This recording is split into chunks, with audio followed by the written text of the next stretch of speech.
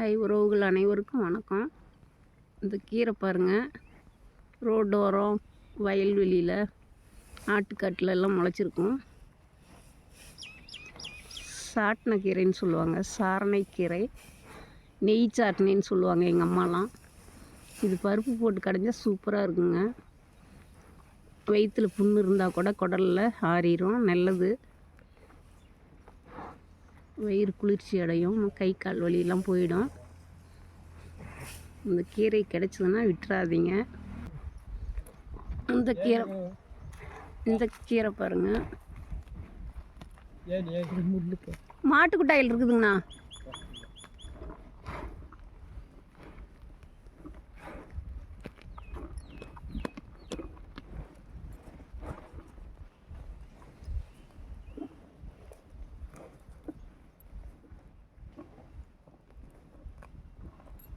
இது நெறிஞ்ச முள் கீரை, அந்த தளவுக்கு இளங்கீரையாக போடணும், சூப்பராக இருக்கும். இதுவும் போடுவோம் நாங்கள்.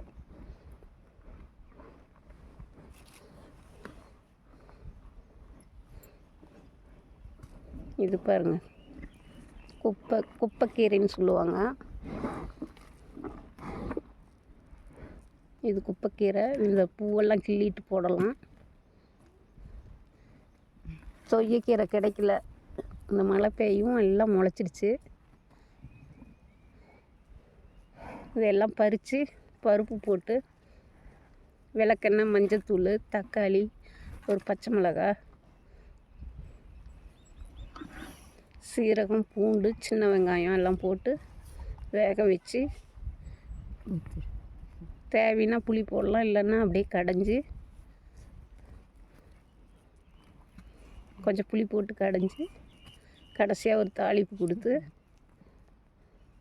வரமிளகாய் போடுங்க கொஞ்சம் தாளிக்கும்போது. சின்ன வெங்காயம், வரமிளகாய், கடுகு, கருவேப்பிலை போட்டு தாளித்து கடைஞ்சிட்டா அப்படியே நெய் மாதிரி இருக்குங்க. சூப்பராக களிக்கு நல்லாயிருக்கும், சாப்பாட்டுக்கு நல்லாயிருக்கும். இந்த கீரை தான் நல்லாயிருக்கும். நல்லா கழுவி சுத்தப்படுத்திடணும்.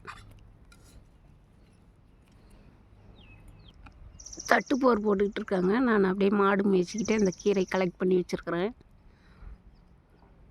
இன்னைக்கு மதியம் தான் கடைய போகிறேன்.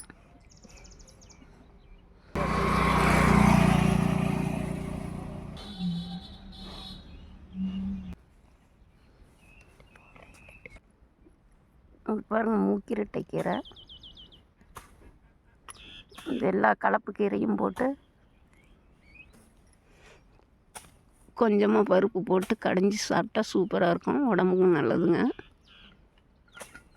இந்த கீரை கிடைச்சா விட்டுறாதீங்க. டவுனுக்குள்ளே இது மாதிரி இயற்கையான கீரை கிடைக்காது.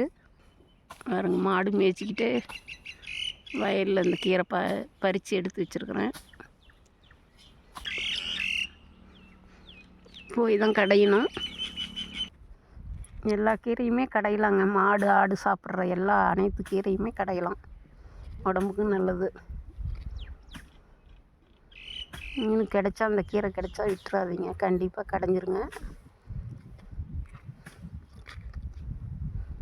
சாப்பாடு சுட சுட போட்டு கடைஞ்சி, கீரை கடைஞ்சி நெய் ஊற்றி சாப்பிட்டா சூப்பராக இருக்கும். சின்ன வெங்காயம் கடிச்சிக்கிட்டு சாப்பிட்டு பாருங்கள், சூப்பராக இருக்கும். கீரை கிடைச்சா விட்டுறாதீங்க. நானும் போய் செய்ய போகிறேன். இன்னும் கொஞ்சம் இருக்குது, சுத்தமாக அலசி செய்யணும்.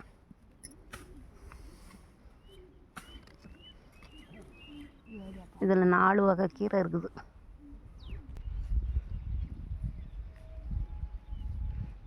நிறைய கீரை இருக்குது, கீரை வகைகள்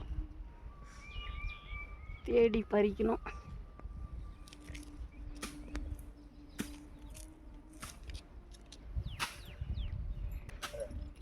நீங்களும் கிடைச்ச அந்த கீரை விட்டுறாதீங்க, கடைஞ்சி சாப்பிடுங்க. ஓகே, பை உறவுகளே.